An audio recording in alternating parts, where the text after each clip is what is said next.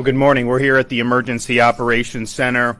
Hurricane Milton is heading our way. It will arrive either late tonight or early tomorrow morning. We are bracing and are prepared to receive a major hit. We're facing this with the seriousness it deserves, but also with the determination that we will get through this. Folks here at the EOC and our first responders throughout the west coast of Florida have been working nonstop now for weeks to prepare and respond to Hurricane Helene, and then now to prepare and respond to this new major hurricane. The common virtue has been dedication. Dedication to the task at hand, dedication to responding to help our fellow Floridians in danger, and dedication to ensuring that Florida weathers this storm and emerges stronger on the other side. We are prepared and we will respond. I've spoken to the president. We remain in regular contact with FEMA, and we are marshaling all available resources to be able to prepare and respond to Hurricane Milton. I also want to thank the 20 other states who are assisting Florida ahead of the storm. This is just what we as Americans do. We've had opportunities to help other states in the past, including most recently in Western North Carolina, and I think it shows the spirit that these states are stepping up and providing really valued support.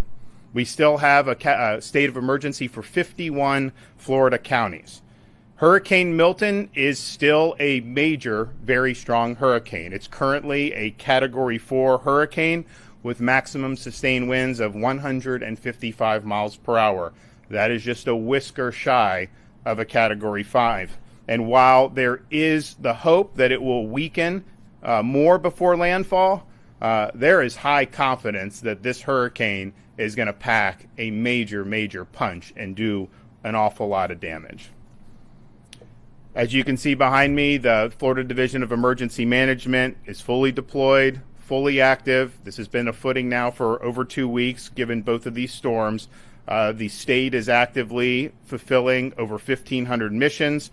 We've delivered massive amounts of supplies, meals, water bottles, sandbags, tarps, generators to be able to help our local communities respond to this storm. We've also deployed more than 11,000 feet of flood protection systems and erected them around critical infrastructure like hospitals, wastewater treatment facilities, and electric infrastructure. Generators have been deployed at shelters and to support sheltering operations. Starlink internet has been deployed across the entire state of Florida. We have surged an additional 600 ambulances, and they are currently in operation helping in the effort. The state of Florida has considerable fuel reserves ahead of Milton, and it's staged, and they will be utilized as needed following the storm. We've already dispatched a lot of fuel in the lead up to this, but we still have on hand 1.6 million gallons of diesel and 1.1 million gallons of gasoline. There is no, right now, fuel shortage. However, demand has been extraordinarily high, and some gas stations have run out. To be able to help ameliorate that, the Florida Highway Patrol has facilitated 106 long-distance fuel tanker escorts with sirens getting through traffic, totaling almost 1 million gallons of gasoline from ports in Tampa, Jacksonville, Everglades, and Manatee, and they are continuing with the fuel escorts as we speak. I'm in contact with the ports on the west coast of Florida. We'll see how this storm impacts those. Clearly, there's a chance that you could have a major impact on Port Manatee as well as on Port Tampa Bay. That could interrupt their ability to receive fuel shipments. And so we're working on contingencies to be able to keep fuel flowing throughout the state of Florida.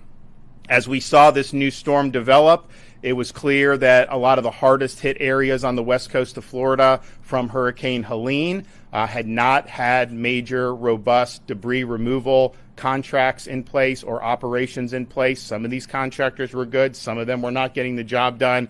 So you had a major hazard on barrier islands in Pinellas, Manatee, and Sarasota County. So this weekend, I authorized mandated 24/7 debris removal. We took all the Florida Department of Transportation and other agency vehicles, brought them from all across the state, and they are engaged in other missions as their normal course of business and dedicated it to debris removal. So in a little over 48 hours, and they were working all through the night in the wee hours of the morning in places like Manatee, Sarasota, and Pinellas. They were able to remove 55,000 cubic yards of debris. So that's over 3,000 truckloads of debris. And it's our estimation that on those barrier islands, they were able to make a dent in the debris and reduce it by about 50% just from what Jared Perdue and the other agencies were able to get done. So I want to thank everybody that's been involved in that. It did not stop since this weekend.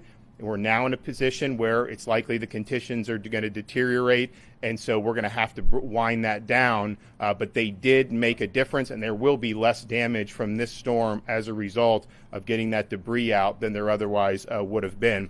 The Florida Department of Transportation is staging the following assets ahead of the storm: 156 bridge inspectors, 328 cut and toss personnel, and over 1,500 pieces of heavy equipment. Florida National Guard, Florida State Guard, Florida Fish and Wildlife, and the Florida Highway Patrol have activated additional personnel in advance of this storm.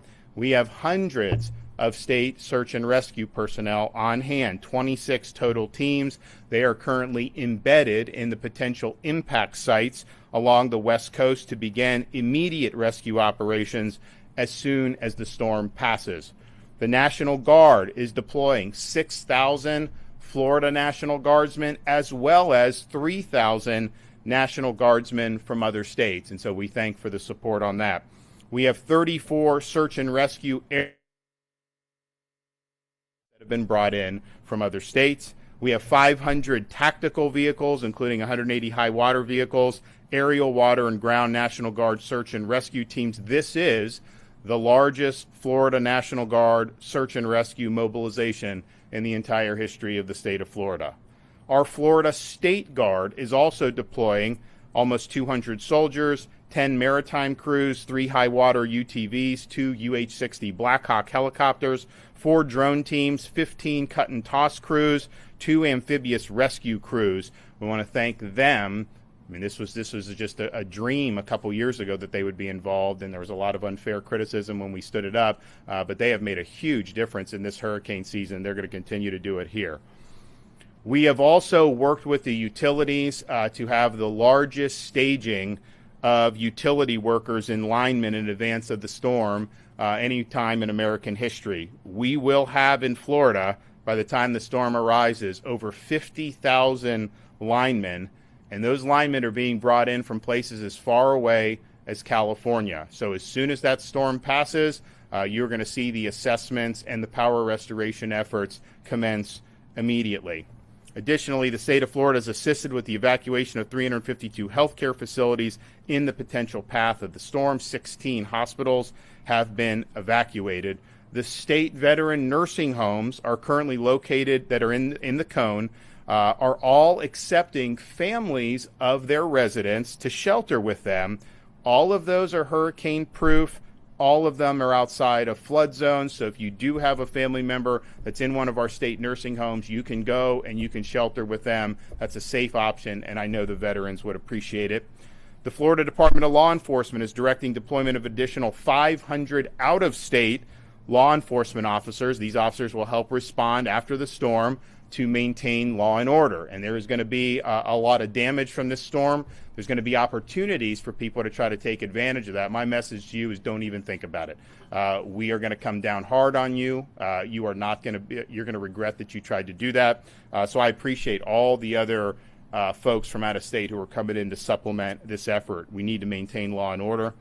FDLE's mutual aid team is managing more than 70 active law enforcement missions, including identifying post-storm response squads, and these are really important missions, and we're happy for that. So we're preparing for Milton, but we're also still recovering from Hurricane Helene. When Hurricane Helene hit, we reactivated the Florida Disaster Fund. We are now accepting donations into the Florida Disaster Fund for both storms, both Helene and for Milton. This is a private fund. It's affiliated with the state in terms of disaster, but it's tax deductible donations. We distributed $63 million after Hurricane Ian to help people largely in Southwest Florida. This is something that is really, really important. So I've directed Volunteer Florida to keep the fund activated for Hurricane Milton. I want to thank, there's already been millions raised for Helene. I want to thank Lennar, Wells Fargo, Walmart, and Publix for making really significant donations. And I know there's going to be a lot more that are going to want to do it. To contribute to the Florida Disaster Fund, you can text disaster to 20222, disaster to 20222, or you can visit floridadisasterfund.org. So now we're bearing down to where the storm is going to arrive within the next 24 hours. You still have time to evacuate if you are in an evacuation zone, particularly if you're in Manatee, Sarasota, Charlotte, those areas. I mean, this track can bounce around. It's not guaranteed it's going to hit there. A lot of the solutions have it going there. You have time to do that. Now, conditions aren't going to be great today. I would say that the roads and the interstates, they are flowing. We've waived tolls. We've done all that so people can do. But the best option would probably be just to evacuate within your own county to one of the shelters. All those counties have multiple shelters that are open. There's a lot of space in those shelters right now, and certainly it would be safe to do a very short evacuation, tens of miles, rather than get on the interstate and go. The roads are still open.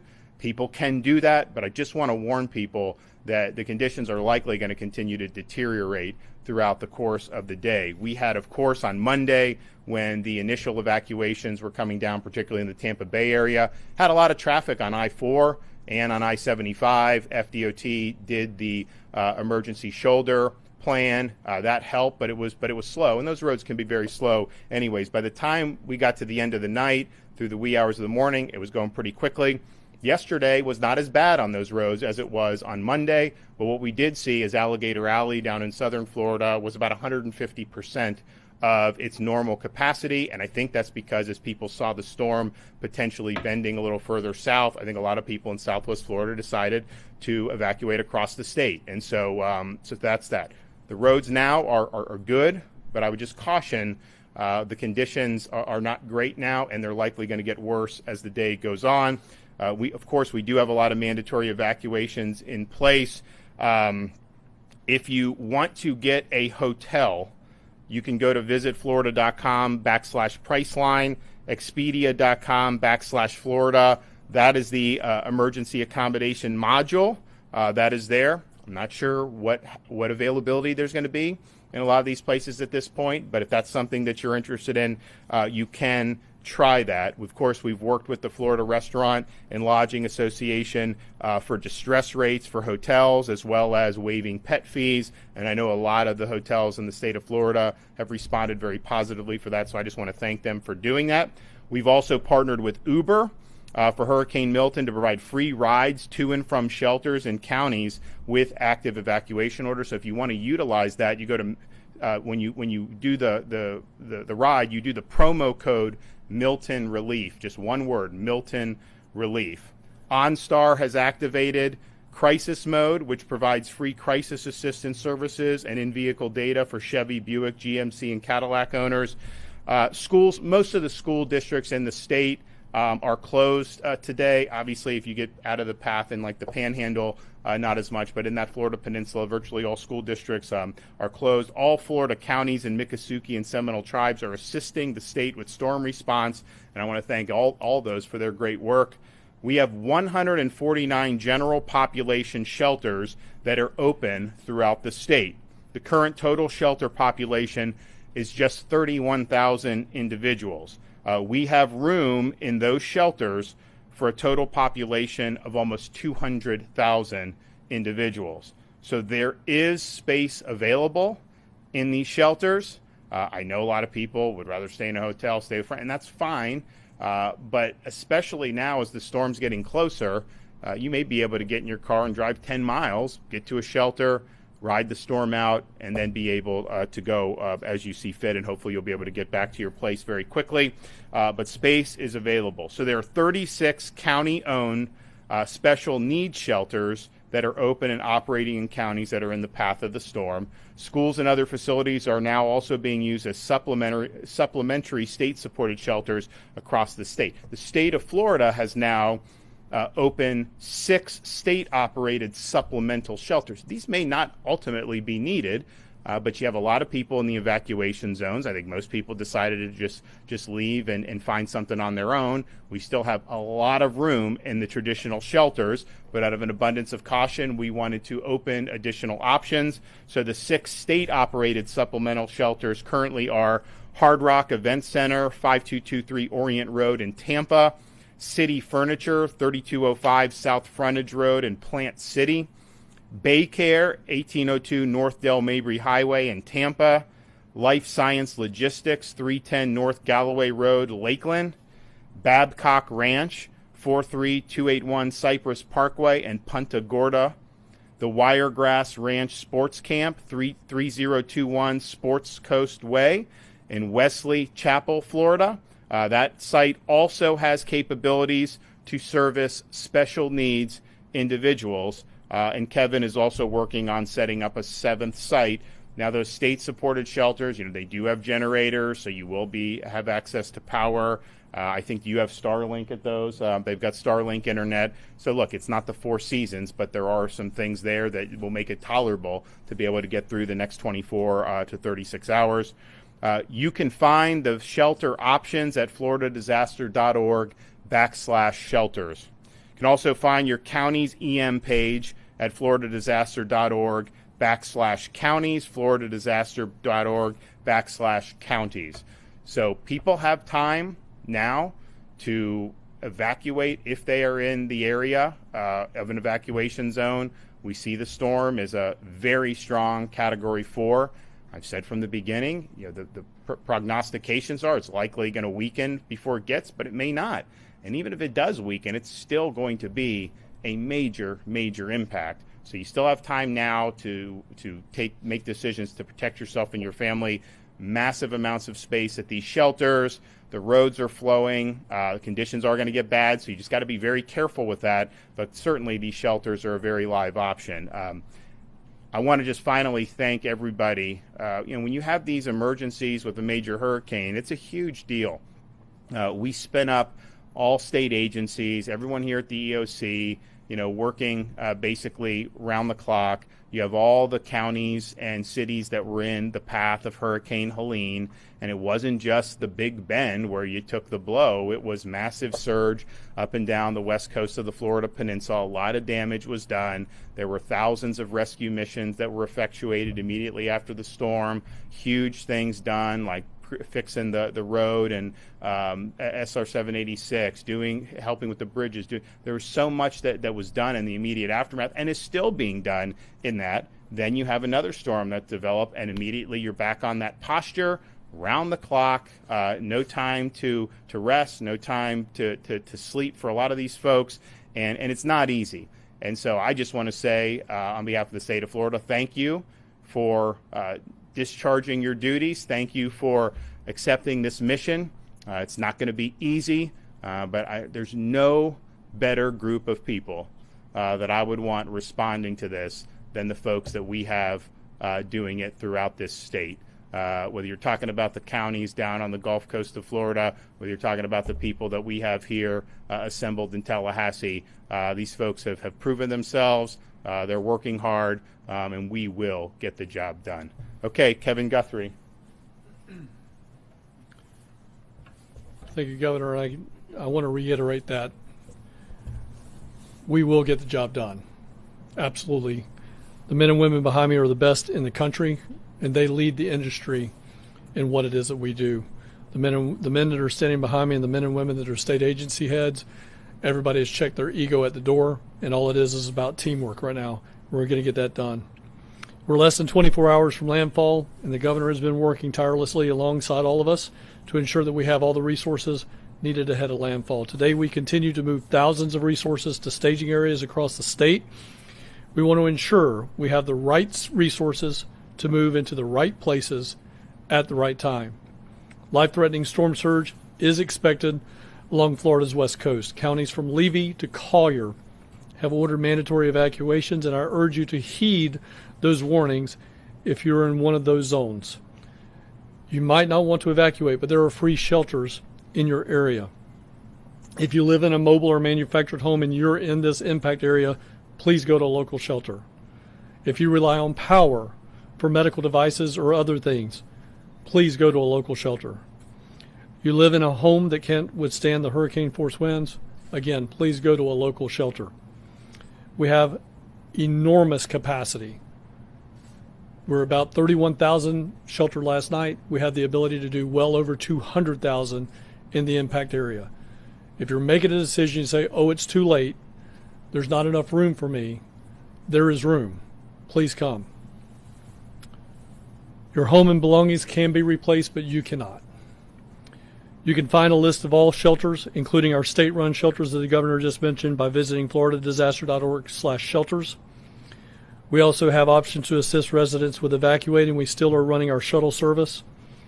You could also go to floridadisaster.org for updates on that 1-800 number. That number is 1-800-729-3413. Again, that's 1-800-729-3413. We've also partnered with Uber, and you can call them and put in the discount code of Milton Relief. That's Milton Relief, and that'll be a free ride to the shelter. If you don't live in an evacuation zone and decide to shelter in place, make sure you have enough supplies to weather the storm and after the storm conditions cease. We recommend you have 7 days of supplies on hand. Power outages are expected with this storm. Charge your electronic devices now before the power starts to go out. If anybody's looked at a radar in the last 8 hours, you see a lot of rain heading into the impact area. You see tornado warnings. I think as of our 7:15 briefing with my executive staff, we had 7 tornado warnings, and as we were walking in here, I saw 2 more. So there's been roughly 10 tornado warnings. Power will start going out. So you need to make sure your electronic devices are charged now. If you can get outside and it's safe to do so, make sure you're bringing out all that furniture, potted plants, decorations. If you can pick it up, put it up. The strong winds can obviously pick that stuff up and deposit it much somewhere else. During the storm, we want to start messaging this. We do it every single time. But again, if you've decided to shelter in place and during the storm you hear the trees snapping, maybe the power popping, that can mean that there is flying debris and you should seek shelter immediately inside your home. Treat it as if it's a tornado. Get into the innermost portion of your home. If you have some type of lightweight mattress, pull it over the top of you. Protect yourself from falling debris. Treat it just as if it's a tornado. If you find yourself, all of a sudden, it is absolute calm. You've gone from snapping trees and power lines and the sound of destruction to absolute nothing, like it's a clear day in the middle of the summer. You're in the eye wall of the hurricane, and you need to stay in place. Do not go outside. Do not look around. This eye wall has been moving anywhere from about 4 nautical miles to upwards of 12 to 16 nautical miles. If it reforms the eye wall and starts to collapse again, you may have only minutes in a situation that could be life-threatening. So please make sure you do not go outside if that happens. For more updates in your area, remember to follow your local county emergency management agency's instructions. The agency also has activated the State Assistance Information Line to provide information to Floridians to receive up-to-date information from us. Residents and visitors can call this toll-free hotline at 1-800-342-3557. 1-800-342-3557. Before I close, in anticipation of some of your questions, you may ask, what are the things that we're going to be doing over the next 12 to 24 hours while landfall is happening? The things that we're going to be doing, the Florida State Emergency Response Team with all of its agencies have been working contingency plans. Over a week ago, I set out for our planners to work 3 different contingencies. And that was something that hit the Helene area, something that hit the Tampa Bay area, something that would hit the Fort Myers area, and then even drill down further into that. So in the next 12 to 24 hours, our staff will be moving from a strategic contingency-based plan to tactical operations-based movements. They will pull off the shelf what that strategy was at the time and move directly into tactical operations. We will start working on our damage prediction models. We do have damage prediction models that come from the United States Army Corps of Engineers and other federal agencies. That system is called HAZUS. Our planners, our intelligence cell will start looking at those things to see where the most debris, where the most damage is going to be based on the last calculated movement at landfall. So we will then start marshaling resources from the north and the south with all of the agencies behind me and all the agencies that are out there on the floor right now, to include local county assets and out-of-state mutual aid assets, to move from north or south into those impacted areas, surging more resources where we anticipate having the most damage based on those models. You can always follow us at X and Instagram at FLSERT and on Facebook at FDEM. You can get latest updates also at floridadisaster.org/updates. Governor, again, it makes it very easy for us to do our job and be successful at our job when you have a man standing behind me that's willing to pull the trigger at 96 hours out. All of us can be very successful. And I think this is one thing I just want to point out, because the governor's not going to toot his own horn on this, but I will. General Haas not only is a good friend, but he's one of the best in the business at doing what he's doing. But he can only move as fast as he can call up his soldiers. That takes 72 hours to do that. When the governor gives us 96, the last 3 storms we have marshaled the full depth and breadth of the Florida National Guard before landfall. And that never happened before this governor took office. Governor, thank you. Yep, thank you, Governor, for your leadership, and good morning. I want to reemphasize at FDOT, we are committed, we are determined, and we are resolute, and we are ready to respond to this storm. We took the governor's direction very seriously with the debris mission. Remove as much debris as humanly possible in the barrier islands before Hurricane Milton makes landfall. We mobilized every available state asset along with some of our contractors and have been working around the clock. I want to say thank you to our dedicated FDOT team members down in the Tampa and Southwest Florida regions. They have been working around the clock. Also want to say thank you to the men and women of the Florida National Guard, the Florida State Guard, the Florida Highway Patrol, Southwest Florida Water Management District, and the Florida Department of Agriculture. They all joined forces together to move debris, and we worked into the wee hours of the night last night. We had huge platoons of dump trucks being escorted by Florida Highway Patrol in very severe weather to get debris off of those barrier islands. What we were able to accomplish is truly remarkable, and you heard the governor. We moved nearly 55,000 cubic yards of debris and made a huge dent on those barrier islands, which is going to have a tremendous impact on safety as Hurricane Milton makes landfall. So I want to say thank you to the governor for bringing the vision and the direction to do something of such a great feat. With evacuations, we did notice very heavy traffic on I-75 and I-4 going north to Orlando and up to I-10 over the last few days. We did use emergency shoulder use. It did help to resolve that traffic. And we have continued to have both the Florida Highway Patrol and our Road Ranger Service Patrol circulating those corridors to offer motorist aid. We did see very heavy congestion on Alligator Alley yesterday. We also implemented emergency shoulder use there. Traffic began to resolve around 11 p.m. last night, and we were glad that people chose to leave, seeing where they lived, and were evacuating to get to safety.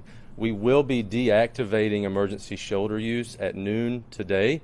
We have to begin to demobilize the signs and the people because conditions will begin deteriorating very quickly. We are monitoring all of our coastal bridges and causeways and low-lying roads in Southwest Florida and in the Tampa region. Conditions are going to deteriorate quickly. We expect bridges and causeways to begin closing early to mid-afternoon today. This is very important. You heard the governor. The window of time is closing to get to safety in a shelter. When winds get high and water gets high and begins to make those bridges and roads unsafe, we do work with the Florida Highway Patrol. We have to close those. Bridges like the Skyway or the Courtney Campbell Causeway, etc., in Tampa region, we do expect those to start closing early to mid-afternoon. That's something you need to keep in mind if you still have to evacuate. As you heard from the governor, we've pre-staged our assets, our bridge inspectors, our team members, our heavy equipment. We do plan to have all of our resources and heavy equipment and contractors staged north and south of the cone. We will be pushing in with full force behind Hurricane Milton as it makes landfall to clear roads, inspect bridges, assess damage, and begin repairs as quickly as we possibly can. Every minute that a road or a bridge is down after a storm comes through can hinder the life safety mission. We take it very seriously. Any damage that we see and find, we will work as quickly and as efficiently as we can to begin those repairs immediately. The seaports on the West Coast, we've been in very close coordination with them. Port Tampa Bay, Port Manatee, both are important for fuel. If the storm surge is consistent with what's predicted, there could be significant issues with both of those two seaports. So we've been coordinating very closely with Division of Emergency Management and looking at making sure we still have fuel moving throughout the state. I want to remind everybody, FL511.com is the place to get traffic information. We have 10 traffic management centers across the entire state. They work 24/7. They will be working throughout the storm. We will be updating FL511.com live throughout this event. The storm surge expected from this hurricane can cause damage to road and bridge infrastructure. This is why our crews are some of the first boots on the ground to assess and inspect. One thing important to remember, there can be damaged facilities. There is going to be high water. Please do not get out and drive around until we have had the opportunity to inspect bridges and roads. Even after the storm passes through, there will be roads underwater. Please do not drive through water. It's inevitable. Every storm season, people choose to drive through water. You have no idea what's going on underneath that water. It can be very dangerous. Please give us time to do our job. Make sure roads are safe before you start driving around. Again, FL511.com, and thank you, Governor, for your leadership. Mark? Yes, sir. Good morning. Under Governor DeSantis' leadership, Florida is a law and order state. And FDLE will work with our partners at all times to ensure that it stays that way. As a commissioner, I've been in contact with the Florida sheriffs in the impacted areas, everything from Jefferson County all the way down to Key West, to ensure that their needs are met and supported. We've also worked hand in hand with the Florida Police Chiefs Association, the Florida Sheriff's Association, to ensure if they have any pre-storm needs or even post-storm recovery efforts that we're there for them. I can safely say that the Florida Police Chief Association already has the South Florida Police officers come together for about 80 members that are going to be poised ready to come in to the impact area to support as needed. The Florida Sheriff's Association has strike teams available and ready to move in as needed to support. Now, FDLE is directing the deployment of additional 500 officers that are coming in from out of state. We already have 150 that has been notified and alerted and en route to the area. So tomorrow, after the storm passes, you may see law enforcement entities from other agencies from out of state that will be coming in to support, whether they be as special deputies under the sheriff or state officers that will support local law enforcement or state efforts. If you see them, they are going to be law enforcement authority and have powers as such. So I just want to make sure our people understand that. Florida will not stand for looting, will not stand for it. We will come after you, and we're not going to stop if anyone takes advantage of any of our citizens or visitors in this time of need. So pay attention to that. If you have anybody or anything that you may see that's going wrong, contact your local law enforcement. We're there to support them, and we will be there on top to take care of that. Now, FDLE special agents and law enforcement analysts have been steadfast all the way through Hurricane Helena, and also will continue on past Hurricane Milton to give you that great support. Our mutual aid team at FDLE has already been managing numerous law enforcement missions, and such as identifying post-storm response squads, establishing base camps for first responders, and conducting security missions. Now, in addition, FDLE has nearly 200 analysts that are on standby for reunification efforts for Florida. Law enforcement officers and offices for sheriffs and police departments to help you if you're missing your loved ones. We're here to help and try to find them.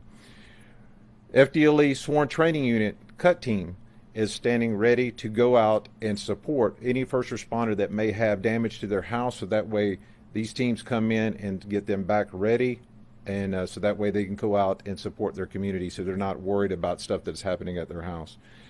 Now, FDLE law enforcement strike teams are coming from Pensacola and Miami into the area. These strike teams will be able to do everything from violent crime investigations to patrol operation and security details. FDLE special agents are activated, all of them are activated to deploy in the impact area as needed. Now, in any type of event, comms is one of the biggest issues.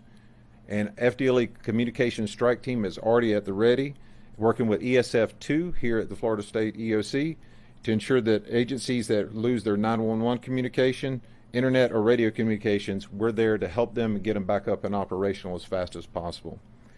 In addition, our FDLE aviation assets are also pre-positioned to conduct overwatch missions for patrol officers and sheriff's offices and departments as needed on request. And I'll echo what Kevin said. Because of Governor DeSantis, we are ready. And thank you again, sir, for your support, and Florida cannot be in better hands. Thank you, Governor. Good morning, fellow Floridians. It is an honor to, on behalf of Florida Highway Patrol, to serve Governor DeSantis and his administration and also serve the great people of the state of Florida. Just a brief update on our operations at the Florida Highway Patrol. We have pre-staged high water rescue vehicles in preparation for landfall. FHP is conducting proactive patrols of evacuated communities to suppress criminal activity. As the governor spoke about, we have been laser focused on ensuring that our roadways are open so that we can conduct escorts of fuel trucks to gas stations that are in need of fuel, as we are still doing those missions in this moment. But as the ports on the land side closed down for the hurricane, we are still engaged in transports of ambulances, ambulance companies, first responders, and other elements that need to be where they need to be at a certain time before landfall is made by the hurricane. If you are an ambulance company or if you are a healthcare facility that needs the services of the Florida Highway Patrol for the purposes of getting through congested areas, we would encourage you to dial star FHP, and we will make our best efforts to make sure that you get where you need to go in due time. We are currently also supporting the Department of Juvenile Justice by evacuating juveniles in secure residence facilities, and we are helping to relocate military families from the affected areas. We continue to provide law enforcement services in conjunction with our partners at FDLE to areas in the state that were affected by Hurricane Helene, specifically Keaton Beach, Steinhatchee, and Deacle Beach.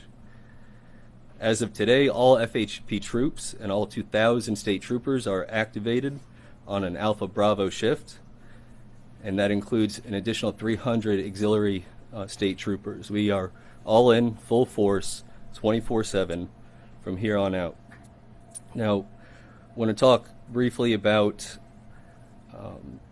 after the storm passes and makes landfall, and then we come in behind, you're going to see a lot of first responder personnel. You're going to see law enforcement. You're going to see the National Guard.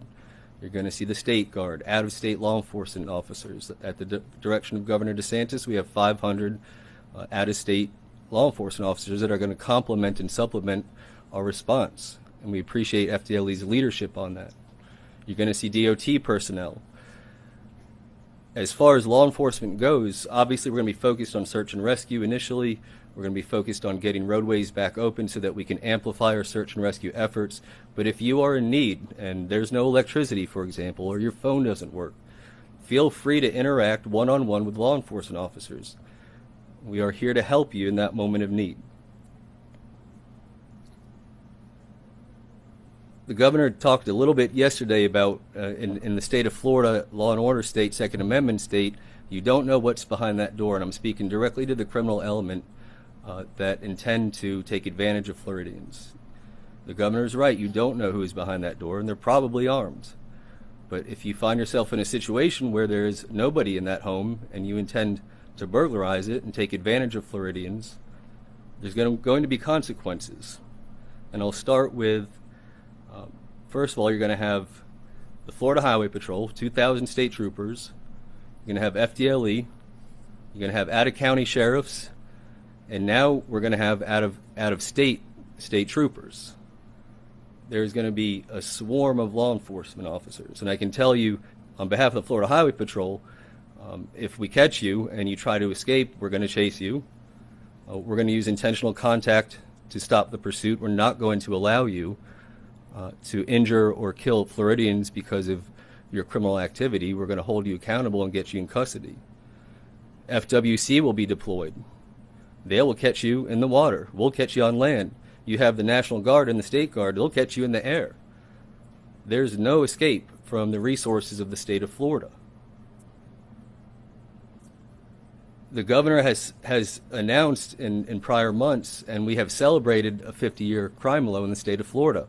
I can promise you, after this storm, there is going to be a new record set, because the state of Florida is not going to give you an opportunity to take advantage of Floridians.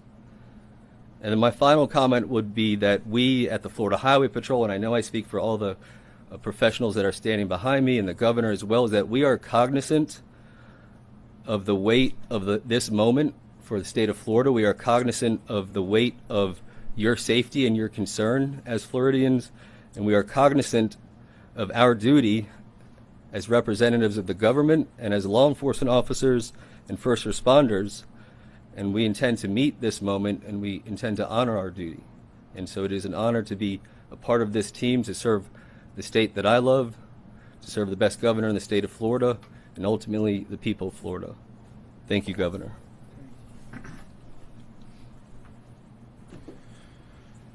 So we're bracing. What we know we're going to get hit later tonight or early tomorrow morning. It is going to bring a lot of ferocity. It's going to bring a lot of hazards, a lot of damage.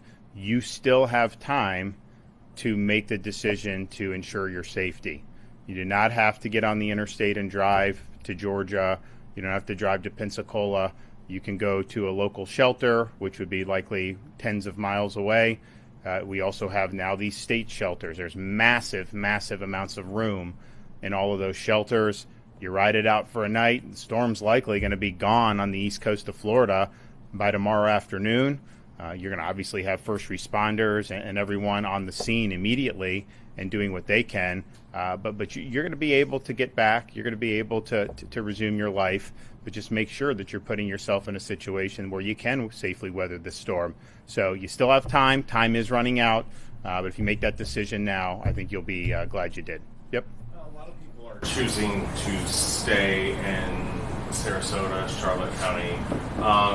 What's your message to those people that are choosing to stay in their homes? Well, if you're not in an evacuation zone, I would imagine, because there's a lot of population in some of those areas, like Kevin said, if you're going to hunker down like that, you're basically going to be, if you're not in a flood, you're basically going to be concerned about the wind.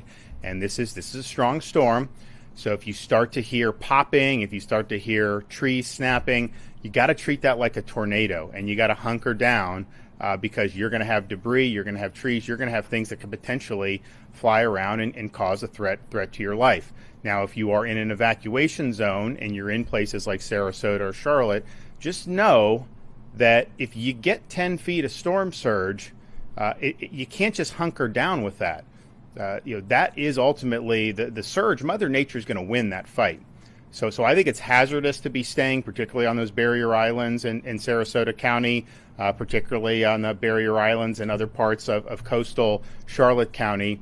And so if you're in an evacuation zone, you can just get up, go to one of the many shelters that are available. Maybe you have friends and family close by. Maybe you want to get on the interstate. I would say that's going to be a little dicey, but some people will want to do that. So you still have time to do it. But and we don't know, look, this track of this storm, where it hits, and is it landfall going to be at Sarasota? Is it going to be further north, further south?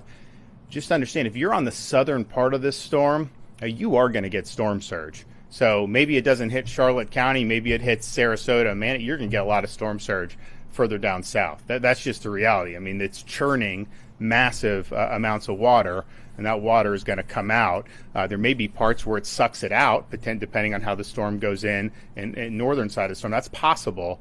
But man, if you're anywhere in the eye or south, for sure, you are going to get major storm surge. Any estimate on how many people have actually heeded the evacuation call? Sure. I mean, we've had way higher volumes on our interstate system than we normally do. I mean, it was on a Monday. I think I-75 was, 150% of what it really was, what it normally is. And that's not the best road anyways. I mean, you start getting close to Ocala, some of these places. I mean, you could just have standstill traffic there. I-4, same thing. Much more than we normally have. But I think anyone that's driven in Central Florida knows you get on I-4 near like Champions Gate in some of these places. That's part of the reason why we're doing Moving Florida Forward, doing all that. And like it needs to get done, and we're accelerating that. But there's bad traffic anyways, but there was a lot of people on the road. And then I think yesterday to see Alligator Alley at 150% of its normal, that's telling you that there are a lot of people that have done that. And we've stressing the availability of local shelters. Anytime you evacuate, there's going to be a certain amount of hazard for that because there's a lot of people on the road, especially if conditions start to get bad. The safest thing is drive that 10 miles, 15 miles, wherever, go to the shelter. But you don't have to do that. A lot of people haven't done that. I'm a little surprised at the number of the shelters. I thought it'd be a little bit higher. But I also think, if the storm wasn't going to hit till Wednesday night or Thursday morning, a lot of people wouldn't want to stay in a shelter Monday or Tuesday night. So I do think you're going to see the shelters. I think that number is going to go up today throughout all those counties that are in the eye of the storm. And, of course, we have the state shelters. That's up on the DEM website where you can see all those. Those are going to be, it's like big. Those are all thousands of people can fit in each one of those. And we thank, we've had businesses that have leased it out. I know we did Hard Rock. We've done a bunch of stuff. You're going to have internet, you're going to have a generator, there's going to be power. Again, it's not going to be the Four Seasons, but it is going to be something that's going to be tolerable for a night. And so if you're in a situation where you're just hoping that you don't get hit with massive storm surge, those are going to be really, really good options for you to do. So obviously the storm is very dangerous, and you've been pushing for evacuations and whatnot. There's also misinformation out there that I think even a member of your team has tried to dispel online. I know the FEMA administrator brought up other reports of misinformation. I just want to know your thoughts what on specific misinformation are you talking? There was one. There was one tweet that was telling people not to evacuate because there was some collusion between FEMA and a security team that wouldn't let people back into their homes. That was obviously. Guys, listen. I think most people are wise to this. We live in an era where if you put out crap online, you can get a lot of people to share it, and you can monetize that. That's just the way it is. But if you're hearing something that's just outrageous, just know, in the state of Florida, none of that stuff would ever fly. So you don't have to worry about that. FEMA is not leading this show. We are leading this show here in the state of Florida. We're marshaling whatever assets are available to us. We're leveraging that. But certainly with people evacuating, in my executive order, I put in on Saturday that the default is you have a right to immediately return to your home following the storm. Now, there may be some circumstances that are not usual, but if a bridge is about to collapse, if there's real massive hazards, if there's active rescues going on, but the default is you get back. You can't just say, we're just going to keep people off for 48 hours because we think it'll be easier to clean up debris. No. This is your private property. This is your home. You have a right to go back. So that's in our executive order. That'll be something that we work towards to make sure that that's the case. It's important that people are able to get back. And I'd also note, we talk about the debris. You had all this debris, right? These contractors, some of them were doing a lousy job, others weren't. And we decided to take it on ourselves to go really surge people and supplement that.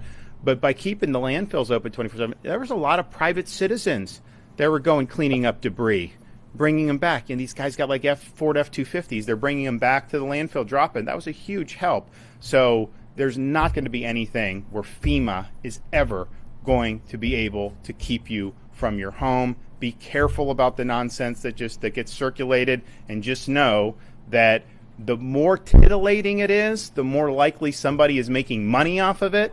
And they don't really give a damn about the well-being and safety of the people that are actually in the eye of this storm. It's all just trying to monetize what they're doing. And I know there's been a lot of stuff about what FEMA's done in other states. Look, I haven't been there. I don't know. But I can tell you in Florida, we are leading this train. We're marshaling all available resources, federal, state, and we're supporting local. And that's the way it's going to be. So you can have confidence in that. Yes, sir.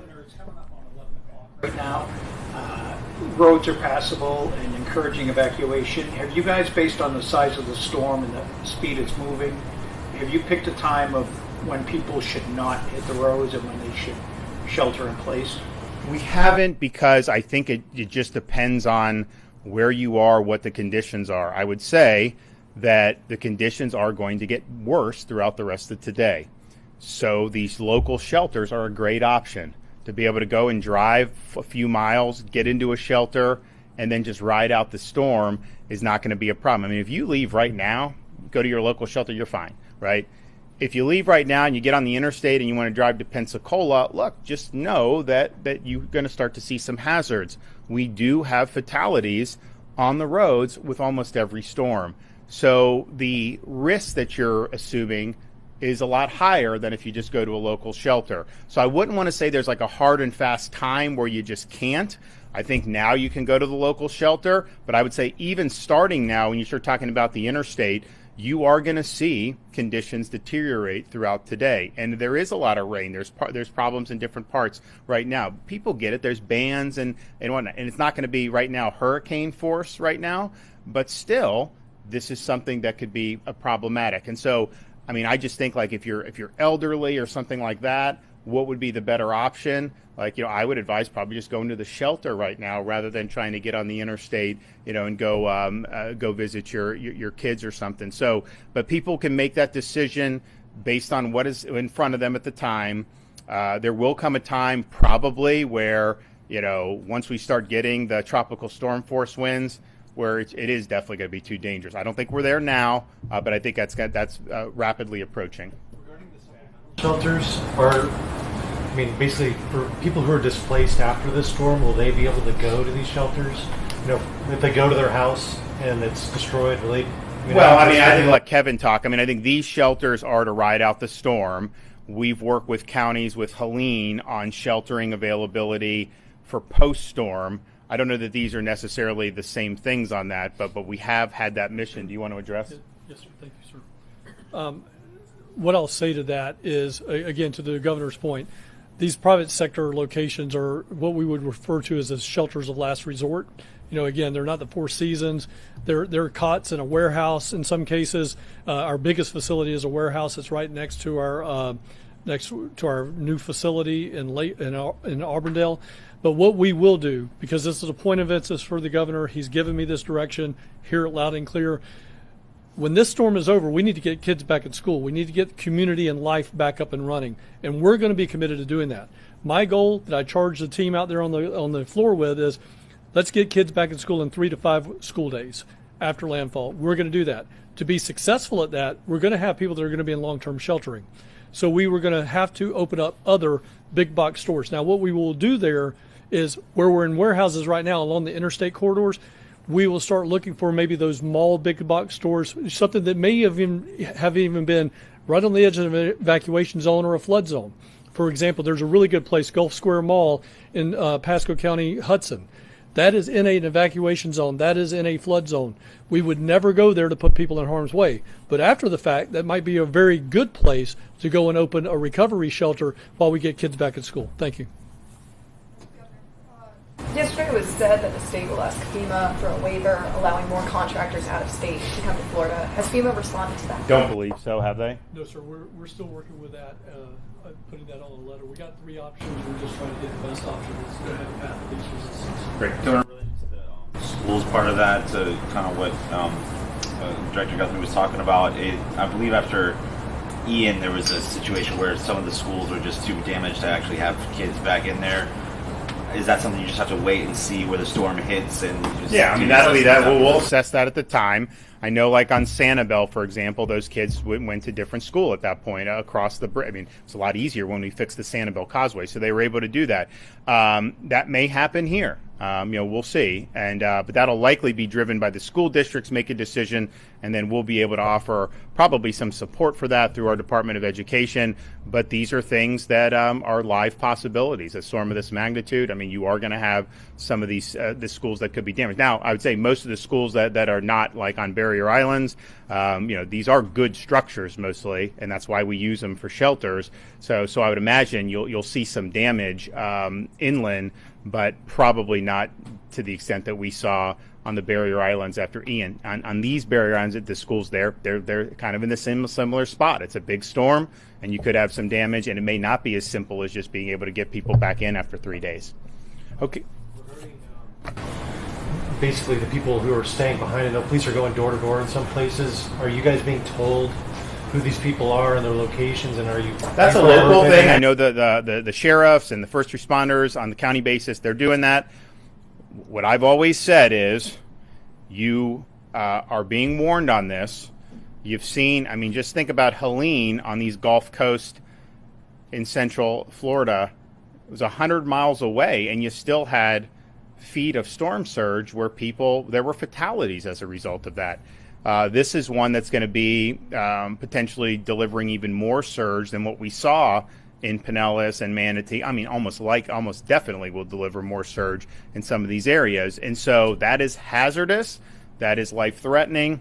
And you'd be wise to go to a shelter, ride it out, but rather than try to mess with that. And if there are a lot of people that do stay behind, I mean, unfortunately, there will be fatalities. Like, I don't think there's any way around it when you have storm surge that could be 10 feet. So you have time to do that. There's going to be people who stay behind who are going to be in distress. We are going to, working with the locals, we're going to conduct rescue operations. We will do that. And a lot of those were successful last time in the Helene. But, why would you want to risk it at this point? So this is a big storm. It's going to do a lot of damage. It's going to create a lot of threats to life. It's obviously going to destroy property. We're bracing for that, but we're doing everything we can to try to mitigate the damage beforehand, and we'll do everything we can to help with rescues and getting people back on their feet afterwards. Okay, thanks.